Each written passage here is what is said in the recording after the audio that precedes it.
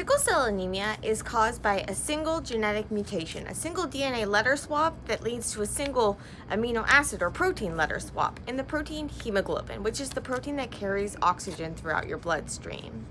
This mutation changes a glutamate, which is a negatively charged amino acid, to a valine, which is a hydrophobic amino acid. So not only is it not negatively charged, but it actually is, water doesn't like it basically. So water wants to exclude it. So basically proteins are these chains of amino acids, and they all have these different properties. And so some of them, like the charged and the polar ones, the ones that have like partial charges, they like to be out by the water. We call them hydrophilic because water likes to hang out with them, because water is polar, because the oxygen and hydrogen, so they're bonded through covalent bonds, which means that they're sharing electrons, and basically those electrons are negatively charged and the oxygen pulls tighter on them. So that makes the oxygen partly negative and the hydrogen's partly positive. So then those positive and negative parts interact, and water likes to form these networks. And it'll only let things into its network that are hydrophilic, or that have something that they can offer to bind, like some charge or partial charge. Valine doesn't have any of that. It's non-polar, it's hydrophobic. So what happens is that normally, so the protein folds up so that this amino acid is like facing out towards the water, and now you put something facing out towards the water that the water really doesn't like. So this causes the protein to get misshaped. This misshaping actually leads under like conditions, depending on the oxygen conditions, it leads these hemoglobins to actually like link up and clump up and form these long aggregates. This hemoglobin is present inside of your red blood cells, and so when you have these big aggregates of them, they can actually cause the red blood cells to get misshapen. So then the red blood cells, they get that characteristic sickle shape, and that makes the red blood cells get clumped up too. So the cells are going to clump in the bloodstream and then cause problems with the oxygen supply and the blood supply. The classic sickle cell anemia is a single E to a V swap. And it was actually discovered in the 1940s and 50s with some really cool experiments by Linus Pauling and Paul Ingram. And what's really cool is that, so you have this negative to neutral swap. And not only is this caused these problems with the protein, but it actually gave the scientists a way to discover it using electrophoresis. So when you think of electrophoresis, well, if you think of anything when you think of electrophoresis, you're probably thinking of something like this that we've talked about. So you have like polyacrylamide gel electrophoresis for proteins, and like agarose gel electrophoresis for DNA. And in those cases, we are sending molecules swimming through a gel, and that separating them by size, because the bigger things are going to get tangled up in the gel more. And thus get slowed down, and therefore separate from the smaller things that can kind of slither through more easily. That's not the type of electrophoresis that we're using here, but we're still going to use a form of electrophoresis, because electrophoresis doesn't refer to the gel part. It refers to using the setting up a charge gradient so that you were sending molecules traveling from one charge to another. So like if you have a positive charge on one end and a negative charge on the other, things that are positively charged are going to move towards the positive, towards the negative charge, and things that are negatively charged are going to move towards the positively charged thing. And so we do it through this gel in order to separate things by their size.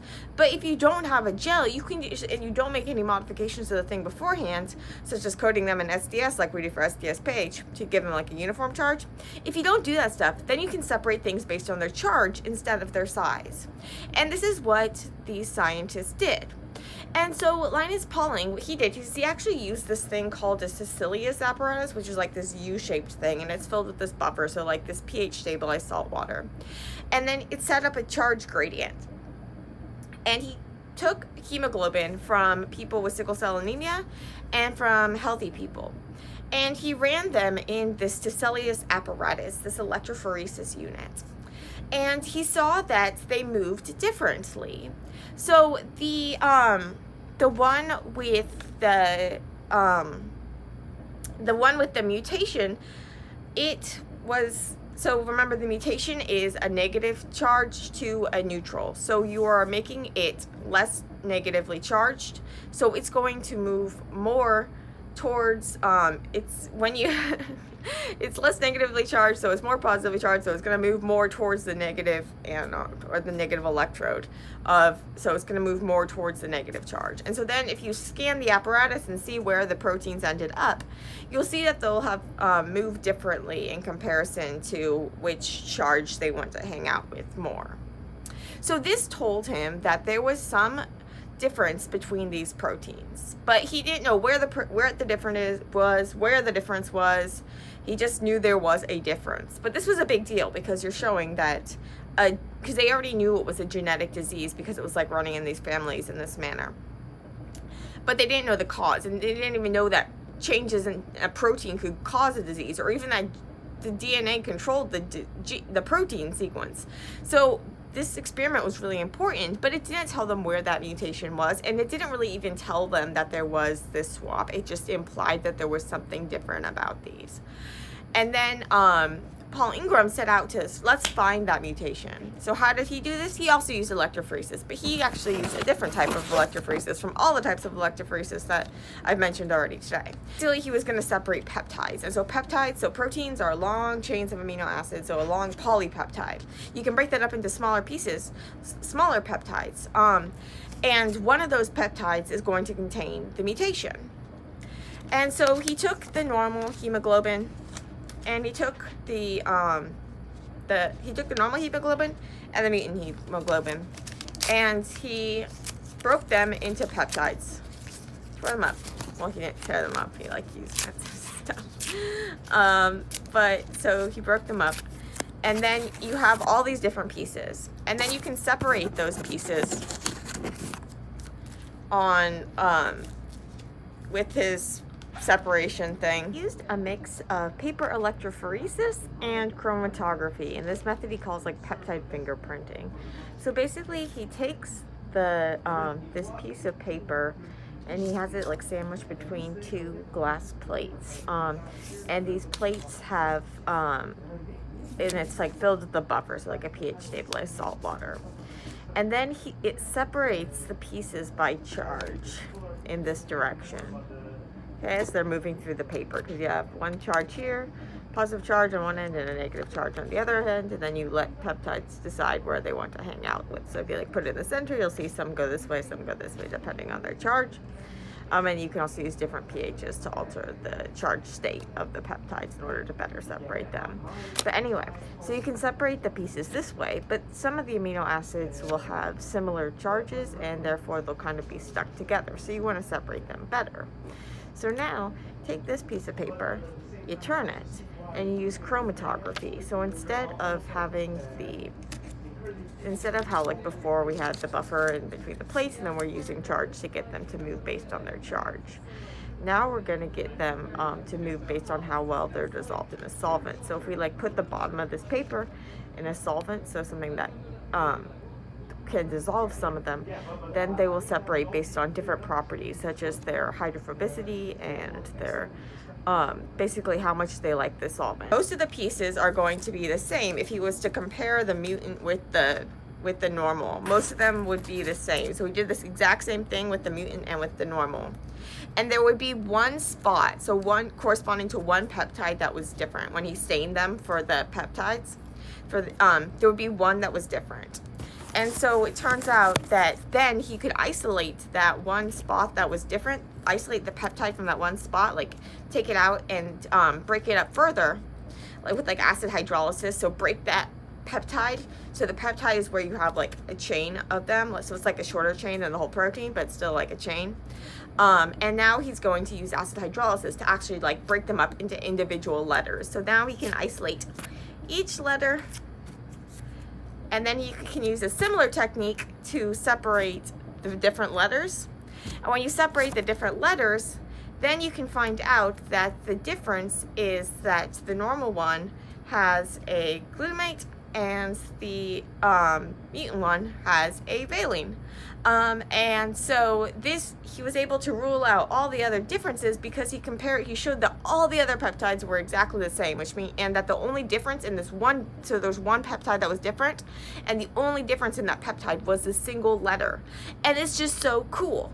Okay, so here's more of the details on the science and the experiments and the papers and how awesome all this is. So proteins are long strains of amino acids, and so sometimes proteins can have multiple chains, and we say they have like quaternary structure, and this is the case with hemoglobin.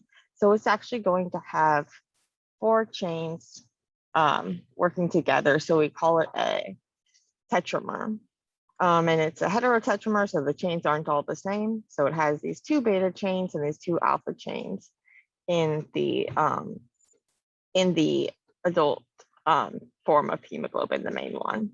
And then each of those is holding on to this heme group, which is this flat ringy thing. And that's holding on to an iron, which is holding on to the oxygen.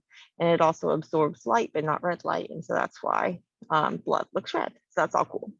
But what's not cool is that you can get mutations in the hemoglobin protein that can cause disease. And so there's various mutations that can cause various forms of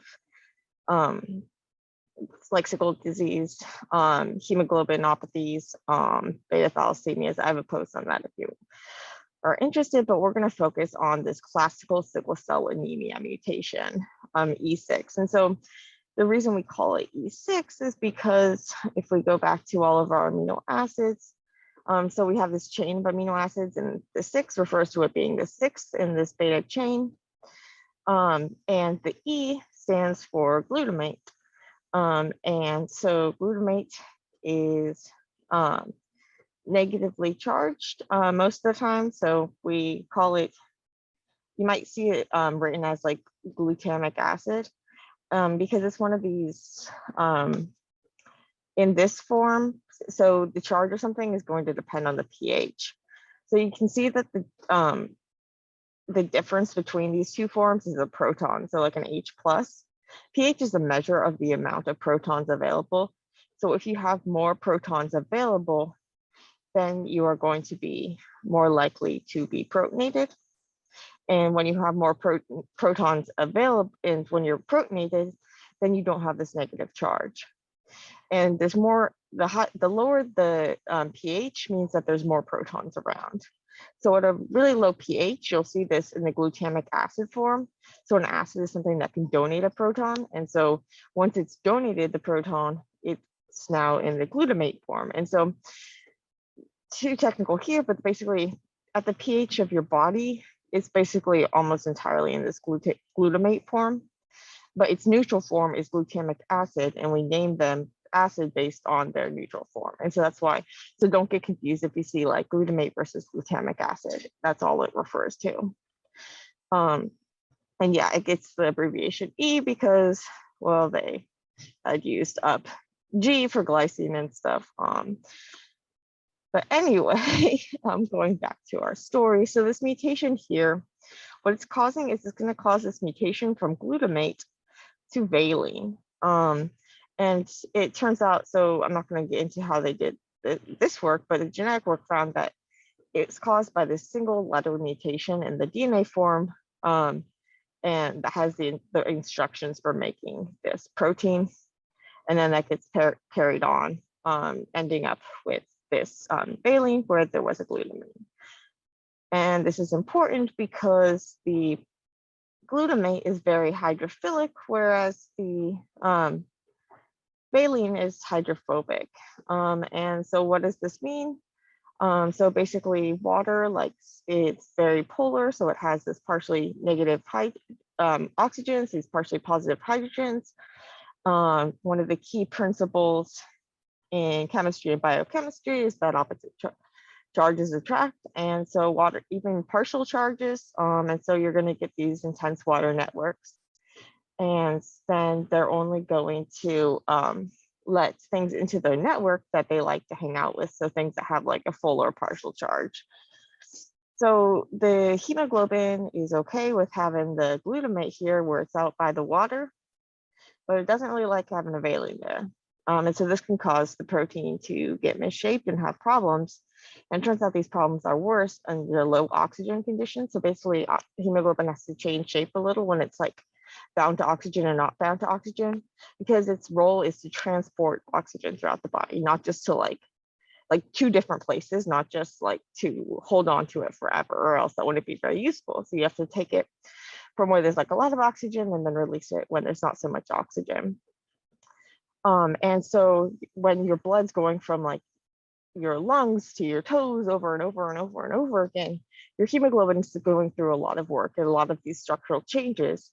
And when you have the mutation, it's not able to cope with that very well. So you end up getting these long chains of abnormal hemoglobins linking up and to form these like fibers, which causes the red blood cells to get misshapen in this like characteristic sickle shape.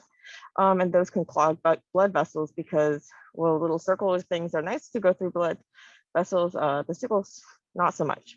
And so this can cause vasoobstruction. So basically the your like veins get, the blood can't get through. The other, like the healthy blood or whatever, you can't get stuff going through, and then that can cause these pain crises and organ damage, and it's very bad. But so how did they discover this, that this was the problem? So at the time when this story that I'm going to tell you is taking place, so they'd already known that it was a genetic, it was genetically inherited because it was like running in families. And in like this recessive fashion, meaning like you need 2 copies of it to have the actual disease. So if you have like 1 copy, the other copy can typically compensate, okay? But if you have 2 copies, then you have sickle cell anemia. And you can also have different forms of hemoglobinopathies and thalassemias if you have like another mutation in a different chain. But I'm not going to get into that. We're going to focus on that characteristic HBS mutation that they discovered. And so how they discovered it was, so they knew it was a genetic disease. They knew that it was causing this problems with the blood cells, but they had no idea how and why. So Linus Pauling in 1949. This was a crucial paper because it showed that there was, so it's saying like, yeah, this is genetic. The erythrocytes of, so the blood cells of the people, the healthy people contain 100% normal hemoglobin. And the people with the heterozygous people, so the people who had 1 copy of each gene from each parent, a healthy one and a non-healthy one, had 40% of the sickle cell hemoglobin, and 60% of the normal hemoglobin, and 100% of the sickle, the people with the homozygous for the sickle cell disease. So the people that actually had the disease, all of their hemoglobin were abnormal. Okay, and so what does it mean by abnormal? So how is he telling that there's a difference between these proteins? Because we're talking about the gene level. Now we need to move and see how he was figuring out that this was a difference in the protein level, because that's the really crucial thing here, is that there was a difference in the gene that's causing a difference in the protein. They didn't know what the difference was at this time, but you knew there was a difference. And so he figured this out using this Tiselius apparatus. So Arne Tiselius actually like won a Nobel Prize. This was a picture from like his lecture. It wrote this kind of wacky contraption, but basically you have, instead of like, we're used to kind of with electrophoresis in the lab and stuff we're normally talking about, you know, you have like you have like a line, one side is positive, one side is negative. But here it's actually like this tube thing. And so the things are going to move like actually down and up this tube. And then they could like scan it with like a with light to see like where the protein was. This like scanning, Longsworth scanning diagrams. So you can see like they were running this for like 20 hours of electrophoresis. So not quite the electrophoresis that we're used to, but the principle is the same, that you have the, remember that opposite charges attract, like charges repel. So since normal hemoglobin has a more negative charge, it's going to move further towards the plus charge. And the non-mutated is going to move further towards the negative, but it's still on this side, not quite, because the charge isn't that much difference. And so the problem with this is that you're getting like this fuzzy bands. It's not very clear like how much of a difference there is and that sort of thing.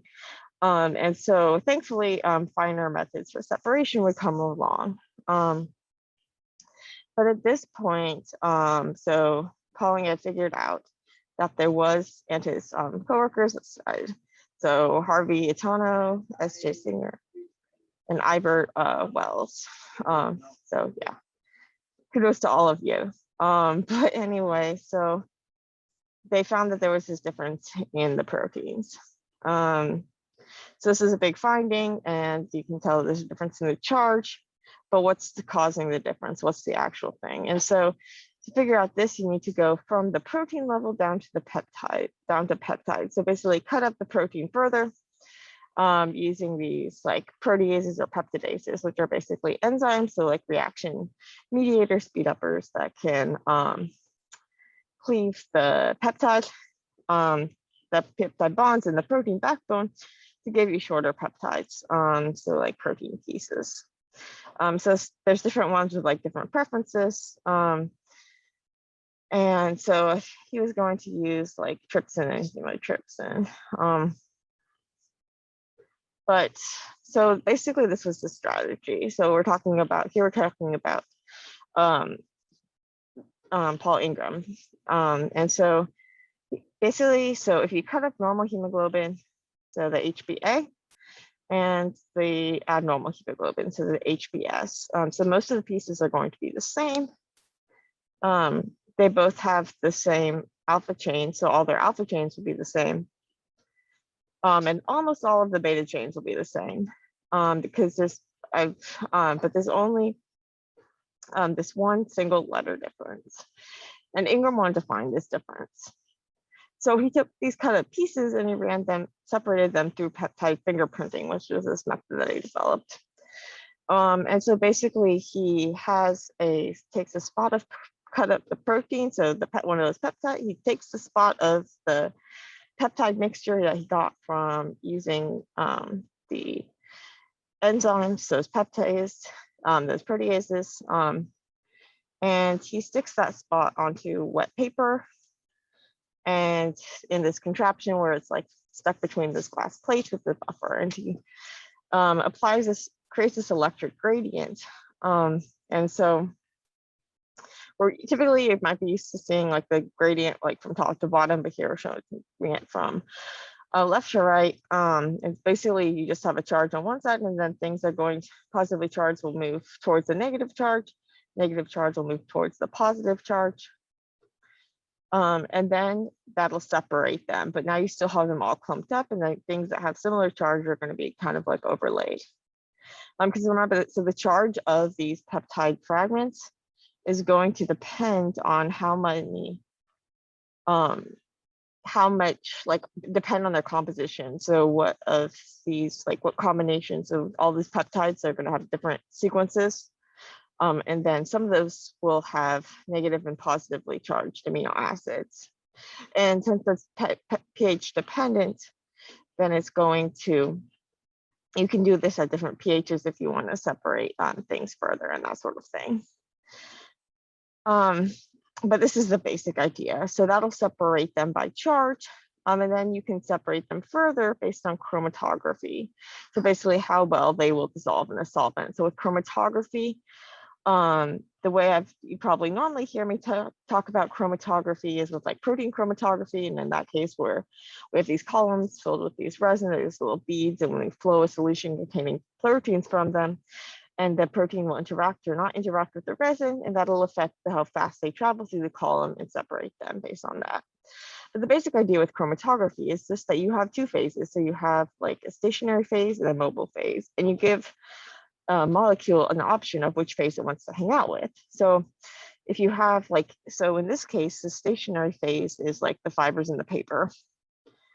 And the solvent, the mobile phase is like the solvent, so the thing that can dissolve the protein. And so if the peptide can dissolve well in the solvent, it'll travel with the solvent as that solvent is creeping up through the paper through like capillary action, like the wicking up through, like if you were to stick a paper towel in water and how you see the water go up. If the protein is dissolved in that water, it would go up too. But if it wasn't, it would stay stuck.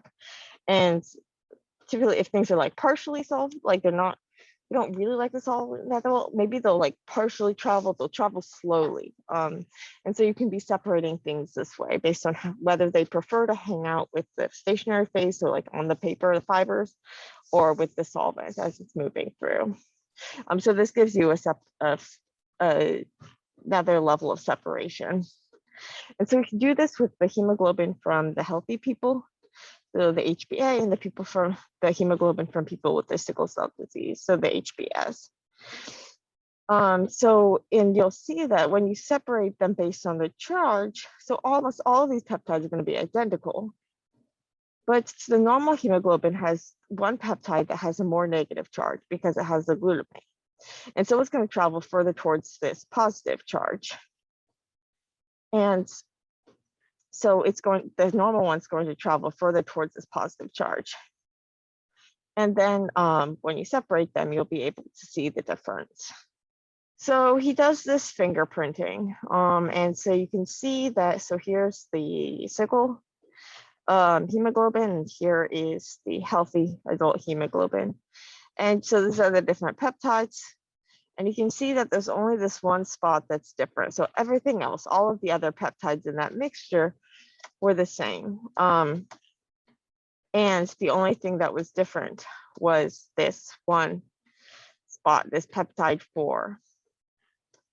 He was then able to further separate them to really show the differences better. So we ran larger amounts of the protein through the electrophoresis direction. And then instead of running this whole thing through the chromatography, here. Yeah, so here you can see that they're running the electrophoresis in one direction first, and then letting it dry, and then putting it in that solvent and running the chromatography. So now it's traveling up. So they did this with like the whole mixture. But they wanted to better separate the ones, like the fractions, the ones that were kind of like overlapping, to really see the difference. And so basically what he did was he ran a larger amount, so a large amount of the protein through the electrophoresis step. But instead of separating all of this, he took out these bands. So he took out like this one where this one has the bands. And so at this stage, remember, they're all clumped down at the bottom because he hasn't separated it this way. But he took like this neutral fraction here, so the one that would contain all of this stuff, and the slowest moving of the positively charged fractions, so this one here, and he ran those next to each other. And here you can clearly see that there's this one difference where the healthy hemoglobin has this extra, or I guess not so extra, neutral, and this one had the positive. And so the reason why it's like positive, and we're talking about neutral and positive instead of like negative and neutral is because this is in the context of the whole peptide and not in the actual not in terms of the actual amino acid letter. So because it's present in the context of the other ones, now the charge, like it wouldn't have a full positive charge to begin with because it would be like neutralized out by the other things. But when you have the mutation that gets rid of the negative charge, now it makes it positively charged. So we're just talking about this. Now we're talking at the peptide level, not the individual amino acid level. And so to actually figure out what amino acid was different, then they could take these peptides and use a method like we talked about with Sanger, where they could use acid hydrolysis. So basically take this spot, elute it out of the peptide, and then fully hydrolyze them. So use acid hydrolysis to break apart all the letters then separate all of the letters in with chromatography, or and then basically stain the letters. So with all of this, he had to with staining it with this ninhydrin dye, which will react to amino groups like at the N-terminuses of amino acids, or of so when you break apart the peptide, now all the letters will have an amino group that they can react with. And then this ninhydrin molecule, it reacts to form this long, extensively conjugated system. If that makes sense to you, cool. If not, don't worry about it. It just has to do with electron sharing and makes it really good at absorbing light. And when things absorb light, then you see color.